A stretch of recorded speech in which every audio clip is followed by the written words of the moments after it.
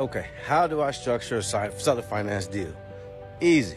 First of all, understand seller financing means simple is the bank is now the seller. This house right here, beautiful house. Now, just say if the seller's selling it for $400,000, super easy, simple. They're gonna say, okay, you know what? My house is paid off. So I'll become the bank if you come in and give me 20% down. The house is $400,000. So the $400,000 house, which takes simple math, times 0.2 is what? $80,000.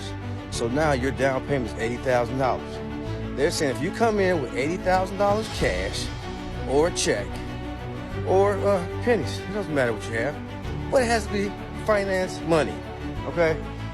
You come in there with that 20% down, $80,000. You come in. Now, when you come in, you get a regular closing like everything else. There's like the bank. They're now the bank. Title company, deed, transfer, stamps. I mean, anything that you did in a regular transaction, you're doing the same exact thing. The commission is being paid out of that down payment. The attorneys are being paid out of whoever, what. It's the same thing. You buy this house here, it'll be the same thing. 20% down, sometimes 30% down, sometimes 10% down. It depends how you negotiate with the seller of the property that's paid off. I only recommend to do seller financing when houses are paid off. I do not do seller financing when they're not. I do different type of things, more like subject twos or things like that. We can talk about that another day. Now, you now own that property. You have the deed, it's your property. You put 20% down now, and the bank has now the seller. That's it, period.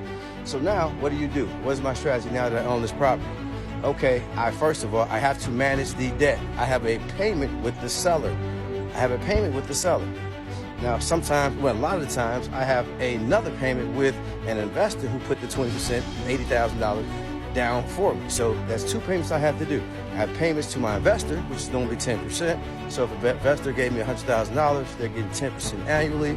So their payments are going to be about $1,000 a month. $1,000 a month. And what happens? I have another payment on the other amount to the seller. So now the seller has to be an amount. Most likely I negotiated something ridiculous. That's a 2 or 3% interest rate, interest only, or something like that to make sure the debt is managed. I put a tenant in there, a corporate tenant, of course. We put those in there at probably to cover the debt and plus profit to make sure the 10% is covered, plus management fees and things like that. Now the next thing we do is what? What's the next exit strategy? After we managing that debt for how long? After I manage that debt for probably 6 months, 3 months, 6 months to a year, but like to get them done in like 3 months because that actually makes the ROI with the investors really happy. They get their money back really quick. Then I do the refi. Now, how do the refi? Remember, I already structured a deal with the seller and what? I structured a deal with the seller and what? The seller, she's ready to go in the house. You ready to go in the house, baby? You ready to go? Wait, we're trying to do a video. Teach people how we get what we get. Okay. Now, you have to look at it like this. The seller has already agreed to hold how much? Remember, I came in with $80,000. I bought the house for $400,000. The seller right now is the bank. They hold a note for $320,000. Okay. Do you think when I tell my seller I want to refinance and I want to pay you some more money and restructure our deal, they're going to tell me no? Of course not. I'm going to come in and restructure the note. So now instead of them holding the 80% note, now they're going to hold a 25% note. So now they're going to hold a note for roughly $80,000, $90,000, and I'm going to cash out the rest to do what? Pay my investors back, maybe restructure a loan, make sure the proper cash flow, but my investors are paid back the other 10%. So if they gave me $100,000, whatever it roughly is, they got their 10% in roughly payments if it stayed out for 12 years, 10 years, if it stayed out 12 years. Like, what? No, if it stayed out for 12 months, they'll get 10% a year, which is 10% of their money. And then at the refinance, they'll get the other 10%, which is a total of $20,000. So that's how you pay them back. Super easy. They're getting 20% of their money guaranteed. It's in the property. So now what do? What if they cash out in 3 months? Who cares? When you do the refinance, you do the same thing. You agreed on $20,000. You refinance the $10,000. You refinance the property. Now you refinance to the loan. Your loan is $300,000. You pay them off plus 20%. No prepaid, no anything. You actually you got to prepay because you tell them no matter what, you get 20%. So look at her. She's just always doing too much. I don't get this dog. So that's what we're doing. That's what we're looking at. So we have to figure out, how to do what.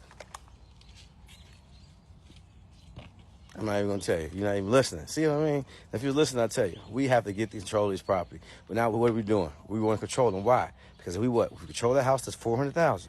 What's our plan? We want to control the house for $400,000. Because what's gonna happen in 10, 12, 15 years? How much is it? $800,000. So if I was lazy and I had 10 of those properties, just 10 at $400,000, I got what? $4 million.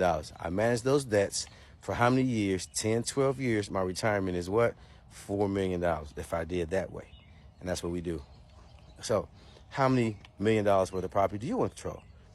10 million, 20 million, 50 million, 100 million American dollars? It doesn't matter. So enjoy. I hope you enjoyed the video. We're out here. We're about to go relax. Not relax, but actually work. We'll talk to you later. Have a good one.